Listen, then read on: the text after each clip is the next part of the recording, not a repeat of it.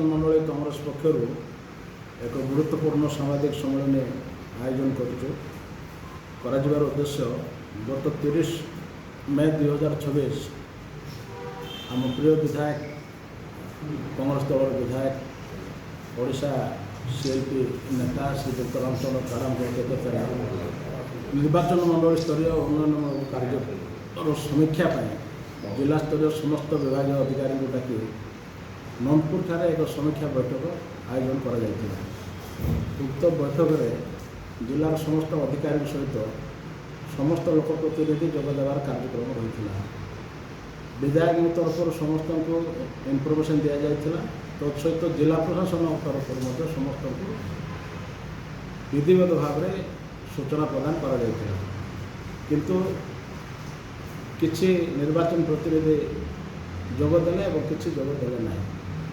जितेबाला कार्यक्रम चली से भितर किसी असामाजिक लोक जो मैंने कि सरपंच स्वामी बोली परिचय दौरान सरपंच प्रतिनिधि बोली परिचय दौरान से मैंने जबरदस्त दशा पशा चेष्टा करते जो द्वारा कि सीटी विशृंखला आरंभ होता ताकू नहीं आमर पूर्वतन विधायक जो अच्छा प्रफुल्ल कुमार पानी से ताकू केंद्र कर विभिन्न प्रकार आड़ में सांबादिक सम्मेलन कर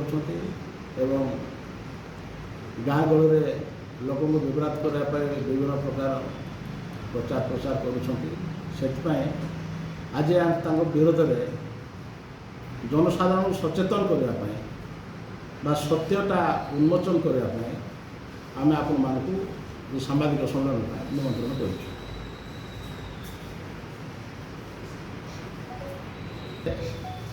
वर्तमान विधायक है से जो कहते जे उन्नयनमूलक काम होना किंतु आप देखिए गत थर विधायक 2009 2014 एवं आज विधायक 2024 आज 26 पर्यंत आंक अमल जी कम होमर आप ब्रिज कथा देखु रास्ता घाट कथा देखु वर्तमान शिक्षानुष्ठान मानक देखु गत थर से जितेबाला एमएलए थे से राजीव गांधी हाईस्कल होता आप सुबाई शहीद लक्ष्मणनायक हाईस्कल होता सेमुड़ा आरके हाईस्कल होता दामोदर आलमिना हाईस्कल होता एमती गुड़ाए अनुष्ठान समय होता किंतु पूर्वतन विधायक समय गोटे अनुष्ठान हो नाला आपण मानकर मन थो आपण मैंने भी जानी गोटे अनुष्ठान कर से एलिगेशन आणुंट जे मॉडल डिग्री कॉलेज भंगागला किंतु आज पर्यंत कहीं करा 2018 मसीह अनुमोदन करा से समय मैंने कम करने तत्पर है 2019 जो निर्वाचन सरला एम तो से जानी रास्ता देख भारतमाला जी बिल्डिंगटा भंगा हम तो कौ उद्देश्य से टेंडर करने मैंने प्रश्रय दे से नाला कराला भांगी भी गला जिला प्रशासन जगह 4 नंबर पाखे मुझे विधान से जाइए शिक्षा विभाग को सेक्रेटेरिएट आम जोगाजोग करूँ बर्तमान विधायक कलेक्टर सहित कथबार्ता होती आज से टेंडर प्रोसेस अच्छी अल्प दिन भर से काम आरंभ हो सहित ये जो कहते कि कम होना एवं डीएमएफ पैसा को जो उपभोग कर मन इच्छा कार्य कर डीएमएफ पैसा जहाँ भी आसी आम निर्वाचन मंडल में आंक समय से लिमिट थिला जे एफेक्टेड एरिया को ही पैसा दौले अनएफेक्टेड एरिया पैसा डीएमएफ दौन किंतु वर्तमान सब पंचायत एफेक्टेड मैं सुपारिश कर सर्वे डीएमएफ तरफ जे 5 to 10 10 to 25 जितकी एरिया कवर होची सब एरिया को डीएमएफ पैसा दिखाई डीएमएफ कार्य कौलिया हम जो गाँव काम दिए से गाँव लोग कर हुए तो से कांग्रेस लोग हो कि बीजेडी लोग हो कि बीजेपी लोग हो कौन से लोग हो से गाँव लोग से गाँव काम करेंगे आम कांग्रेस लोग जो 10 वर्ष 20 वर्ष बिना एमएलए बिना सरकार रही गोटे दिन दाँड़ को जाए काम मांगापी आपण मैंने जानी आम स्वाभिमान सहित बचुलु किंतु ये 2 वर्ष भर एमती कौन होगा जे ना कर्मी सही पार्टी ना नेता सही पार्टी सुपारिश तो अमल होता मुझे तो बर्तमान आने ना केत आप पठेबी से जो पुला पुला सुपारिश कर प्रकृत समय आज मो पाखे अच्छे से कागज कर्मी जो सुपारिश देते ब्लॉक चेयरमैन सुपारिश कर ସେ କାଗଜ ମଧ୍ୟ ମୋ ପାଖରେ ଅଛି। ଦରକାର ପଡ଼ିବ ଆପଣମାନଙ୍କୁ ସେଇଟା ମଧ୍ୟ ଆମେ ଦେଇପାରିବୁ। ତେଣୁ ଯେ ବିଧାୟକ ହେବ, ଯାହାର ସରକାର ରହିବ, ଅବଭିୟସଲି ସ୍ୱାଭାବିକ ଭାବରେ ସେ ଦଳର କର୍ମୀ ନିଶ୍ଚିତ ଭାବରେ ଅଗ୍ରାଧିକାର ପାଇବେ। କାହିଁକି ଦ୍ୱିମତ ହେବାର କିଛି ନାହିଁ।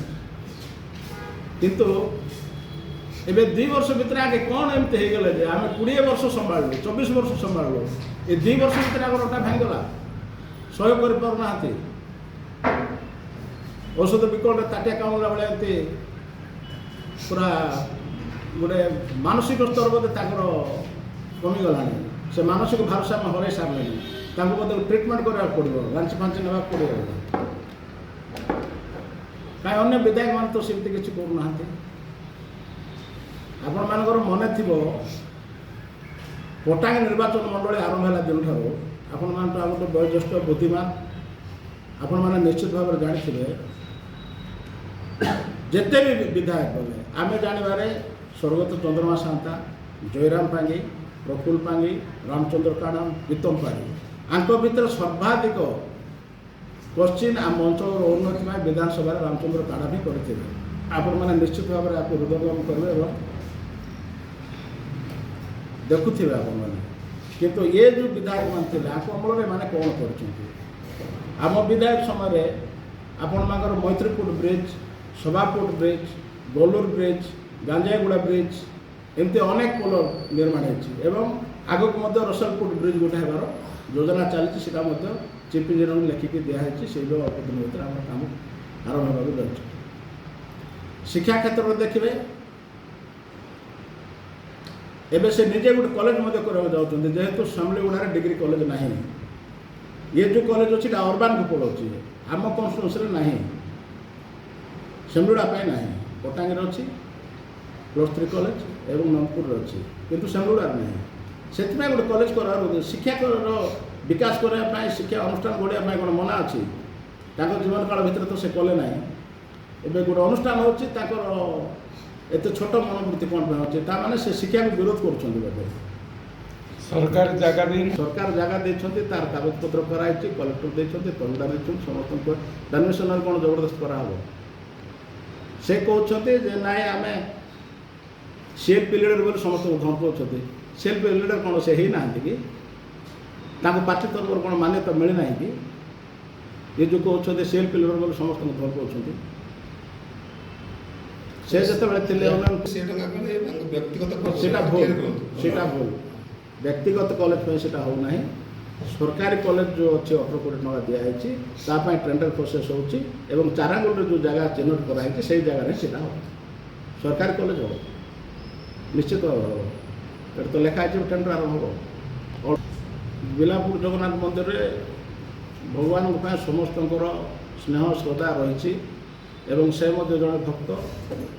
ସେ ବିଲାପୁର ମନ୍ଦିର ଯେତେବେଳେ ପ୍ରତିଷ୍ଠା ହେବାକୁ ଯାଉଥିଲା, ତାର ଗୋଟେ 20 ଦିନ ପୂର୍ବରୁ, ମୋର ଭଲରେ ମନେ ଅଛି, ଗୋଟେ 20 ଦିନ ପୂର୍ବରୁ ସେ ଗୋଟେ ମେମ୍ବରସିପ୍ ବହି ଧରିକି ବୁଲୁଥିଲେ, ଯେଉଁଟାକି ରସିଦ ବହି କଲେକ୍ସନ୍ କରିବା ପାଇଁ। କ'ଣ ଥିଲା ତାରେ ନା ଲାଇଫ୍ ମେମ୍ବର ହେବ, 10,000 ଟଙ୍କା ଦିଆହେବ। ସେ ମୋତେ ବି ପଚାରିଥିଲେ, କୋଟିଆ ଗୋଟେ ପ୍ରୋଗ୍ରାମକୁ ଆମେ ଯାଇଥିଲୁ, ସେ ବି ଆସିଥିଲେ, ମୁଁ ବି ଯାଇଥିଲି, ମୋ ସେତେବେଳେ ବିଧାୟକ ପ୍ରତିନିଧି ଥିଲି। ମୋତେ ବି କହିଲେ ଯେ ଭାଇ ତୁ ଲାଇଫ୍ ମେମ୍ବର ହେଇଯା। ମୁଁ କହିଲି ଭାଇ ନା ମୋ ଲାଇଫ୍ ମେମ୍ବର ଅଲରେଡ଼ି ହେଇଯାଇଛି, ତେଣୁ ମୋ ହେବାର ନାହିଁ। ତେଣୁ ଲୋକେ କହୁଛନ୍ତି ସେ ବହି ନେଇକି ଗଲେ, ଲାଇଫ୍ ମେମ୍ବର 10,000 ଲାଖ କଲେକ୍ସନ୍ କରିଛନ୍ତି, ତାହିଁରେ କେତେ କଲେକ୍ସନ୍ ହେଇଛି, ସେ କେତେ ଡିପୋଜିଟ୍ କରୁଛନ୍ତି ନା ଟୋଟାଲି କଲେକ୍ସନ୍ ନାହିଁ, ସେଇଟା ଭଗବାନଙ୍କୁ ଜଣା। ଯଦି ସେ କଲେକ୍ସନ୍ କରିନାହାନ୍ତି ବହିଟା ଫେରାଇ ଦେଇଥାନ୍ତେ। ଯଦି କଲେକ୍ସନ୍ କରିଛନ୍ତି, ଏ ବହିରେ ଏତିକି ଟଙ୍କା କଲେକ୍ସନ୍ ହେଲା, ସେଇଟା ବି ଦେଖେଇଥାନ୍ତେ। ଲୋକେ କହୁଛନ୍ତି, ଆଜ୍ଞା ଆମେ କହୁନୁ ସେଇଟା। ବିଲାପୁର ମନ୍ଦିର କଥା ଲୋକେ କହୁଛନ୍ତି, ଆମେ କହୁନୁ। ସେ ଯେଉଁ କହୁଛନ୍ତି ଆଜ୍ଞା DMF ଫଣ୍ଡରେ ଲାଇଟ୍ ବି ଦିଆହେଇଛି, MLA ଫଣ୍ଡରେ ମଧ୍ୟ ଲାଇଟ୍ ଦିଆହେଇଛି। DMF ଫଣ୍ଡରେ ଆମର 10 ଲକ୍ଷ ଟଙ୍କା ଲାଇଟ୍ ଦିଆହେଇଛି ଗୋଟେ ପଞ୍ଚାୟତକୁ। ବିଧାୟକ ପାଣ୍ଠିରୁ ମଧ୍ୟ 3 ଲକ୍ଷ ଟଙ୍କା ଦିଆହେଇଛି। ବିଧାୟକ ପାଣ୍ଠିରୁ ଯେଉଁଟା ଦିଆହେଇଛି ସେଠି ଆଜ୍ଞା ଲାଇଟ୍ ଅଛି, DMF ଫଣ୍ଡରୁ ଲାଗୁନାହିଁ। ଆପଣମାନେ ବି ଇନକ୍ୱାରି କରି ଦେଖିପାରିବେ। ଏଲିଗେସନ୍ କରିବା କ'ଣ ଅଛି? ସେ ଯେତେବେଳେ ବିଧାୟକ ଥିଲେ ସେ ସେତେବେଳେ ସେ ଲାଇଟ୍ ଲଗାଇଛନ୍ତି ନା ନାହିଁ? ସେ ବି ତ ଲଗାଇଛନ୍ତି ଲାଇଟ୍, ତାଙ୍କ ନାଁ ବି ତ ପଳକରେ ଲାଗିଛି। ଆମେ ତ ସେତେବେଳେ କରୁନଥିଲୁ, ଆମେ ଚାହୁଁଥିଲୁ ଯେ ବି ହଉ ଲାଗିଲା, ସେ ଲଗାଇଲା, ତାଙ୍କ ନାଁ ଲଗାନ୍ତୁ, କ'ଣ ଅସୁବିଧା ଅଛି ତାରେ? ଦ୍ୱିମତ ହେବାର କିଛି ନାହିଁ। କିନ୍ତୁ ଶୋଇପାରୁନାହାନ୍ତି କାହିଁକି? ଏତେ ଅସହ୍ୟତା କ'ଣ ପାଇଁ? ସେ ଆଉ 2600 କୋଟି ଟଙ୍କା ହେଲା ନା 2400 କୋଟି ଟଙ୍କା ହେଲା ନା 2500 କୋଟି ଟଙ୍କା ହେଲା ସେଇଟା ସେ ହିଁ ଜାଣିଥିବେ। ସେମିତି କିଛି ନଥିପତ୍ର ନାହିଁ କି MAO ସେ ହିସାବରେ ସାକ୍ଷର ହେଇନାହିଁ। ଯଦି MAO ହେଇଥାନ୍ତା ଏତିକି ଟଙ୍କାର ତାହେଲେ ଆମେ ଜାଣିଥାନ୍ତେ ଯେ ସେତିକି ଟଙ୍କାର ପ୍ରୋଜେକ୍ଟ ସେଟା ହେଲା ପ୍ରଥମ କଥା। ଦ୍ୱିତୀୟ କଥା ହେଉଛି ଯେ କାଡ଼ାମଗୁଡ଼ା ତାଙ୍କର ଗାଁରେ କାହିଁକି କଲେ? ସେ କାଡ଼ାମ ଆଉ ଚାହୁଁନଥିଲେ କାଡ଼ାମଗୁଡ଼ାରେ କରିବା ପାଇଁ। ସେ ଅଞ୍ଚଳର ଲୋକ ପ୍ରସ୍ତାବ ଦେଲେ ଏବଂ ସେ ଅଞ୍ଚଳର ଲୋକ ରାଜି ହେଲେ ସର୍ବସମ୍ମତିକ୍ରମେ ସେଠି କରିବା ପାଇଁ ନିଷ୍ପତ୍ତି ଦିଆଗଲା। ତେଣୁ ସେଠି କରାହେଲା। ଅସୁବିଧା ରହିଲା କୋଉଠି? ଶୁଭ ଦିଆହେଲା ସେଦିନ କାଡ଼ାମ ବାବୁ ନଥିଲେ, ଏତେ ଜବରଦସ୍ତ ଯାଇଥିଲେ ଉଦ୍ଘାଟନ କରିବା ପାଇଁ। ଯଦି ଗଲେ ରହିଲେ ନାହିଁ ସେଠି। ଇଏ ଅଞ୍ଚଳର ବିକାଶ ଚାହୁଁନାହାନ୍ତି କି? ନା ବିକାଶ ହେଉଛି ବୋଲି ଶୋଇପାରୁନାହାନ୍ତି। ସରକାର ଦେଇଛନ୍ତି ଏଠିକୁ ତାଙ୍କୁ ଜାଗା ଦେଇଛି ଗ୍ରୀନ୍ ଫାଇଲ୍ ଜାଗା କ'ଣ କାଡ଼ାମ ବାବୁର ନା ସେ ୟାଙ୍କର ପୈତୃକ ସମ୍ପତ୍ତି ନା କ'ଣ? ସେଇଟା ତାଙ୍କୁ କରିବା ପାଇଁ ସେଇଟା ଲୋକଙ୍କୁ ଲିଜ୍ ଦିଆହେଇଥିଲା, ସେ ଲୋକମାନେ ଦେଇଛନ୍ତି ତାଙ୍କୁ, ତାହିଁରେ ତାଙ୍କର କିଛି ଲେନଦେନ ନାହିଁ।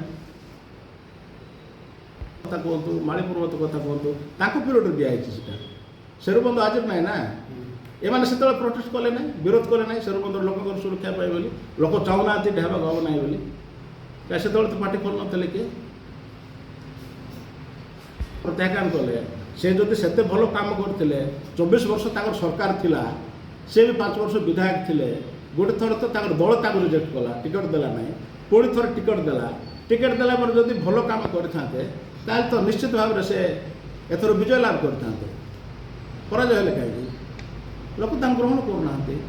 ଲୋକ ମତକୁ ସମ୍ମାନ ଦେବାକୁ ପଡ଼ିବ। ବିଜୟ ନାହାନ୍ତି ଯେହେତୁ ସେ କଂଗ୍ରେସ ଦଳର ବିଧାୟକ, ଆମେ ଜଣେ ଜଣେ କର୍ମୀ କଂଗ୍ରେସ ଦଳର, ଆମେ ଗୋଟେ ଗୋଟେ ଅଞ୍ଚଳର ଦାୟିତ୍ୱ ନେଇଛୁ। ତେଣୁ ବିଧାୟକଙ୍କୁ ସମର୍ଥନ କରିବା, ବିଧାୟକଙ୍କୁ ଆମେ ପ୍ରୋଟେଷ୍ଟ କରିବା, ସେଇଟା ଆମ କର୍ତ୍ତବ୍ୟ। ସେଥିପାଇଁ ଆମେ ଆସିଛୁ। ବିଧାୟକ କାହିଁକି ଆମେ କର୍ତ୍ତବ୍ୟ? ସେ ତ ଠିକ ଦଳ ତରଫରୁ ସମୟରେ ଦେବେ କି ନ ଦେବେ ସେଟା ତାଙ୍କ ଅର୍ଥନୀତି ଶୀଘ୍ର ହୋଇଥାନ୍ତା। ନାଇଁ, ସେ ପରବର୍ତ୍ତୀ ସମୟରେ ସେ ଦେବେ କି ନ ଦେବେ ସେ ବି ଚାହୁଁନାହାନ୍ତି ସେ ଏତେ ତଳ ସ୍ତରକୁ ଯିବା ପାଇଁ। ଯେହେତୁ ଆମେ ଦେଖିଲୁ ଲୋକଲୋଚନକୁ ଟିକେ ମେସେଜ ଅଲଗା ପ୍ରକାର ଯାଉଛି, ସତଟା କ'ଣ? ତେଣୁ ଆମେ 3 ଜଣ ସଭାପତି କଥା ହେଲୁ ଏବଂ ଆମର ବରିଷ୍ଠ ନେତାମାନେ ଯେଉଁମାନେ ବିଧାୟକ ପ୍ରତିନିଧି ଅଛନ୍ତି ଆମେ କଥା ହେଲୁ, ଆପଣମାନଙ୍କୁ ଜଣାଇକି ଆମେ ବିଧାୟକ ଥିଲେ ଠିକ୍ ଥାନ୍ତା, ଯେହେତୁ ସେ ପରେ କରିପାରିବେ। ଆମେ କରିବୁ। ସେଇଟା ବିଧାୟକ କରିବେ ନ କରିବେ ସେଇଟା ତାଙ୍କ ଉପରେ ନିର୍ଭର।